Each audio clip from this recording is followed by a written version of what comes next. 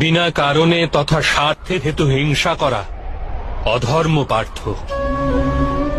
বাস্তবে অহিংসাই পরম ধর্ম, আর তার সাথে সত্য, ক্রোধ না করা, ত্যাগ, মনের শান্তি, নিন্দা না করা, দয়াভাব, সুখের প্রতি আকর্ষিত না হওয়া, বিনা কারণে কোনো কার্য না করা, তেজ, ক্ষমা, ধৈর্য, শরীরের শুদ্ধতা, ধর্মের বিরোধিতা না করা তথা অহংকার না করা, এই সব গুণকে সত্য গুণের সম্পত্তি বা দৈবিক সম্পত্তি বলা হয়।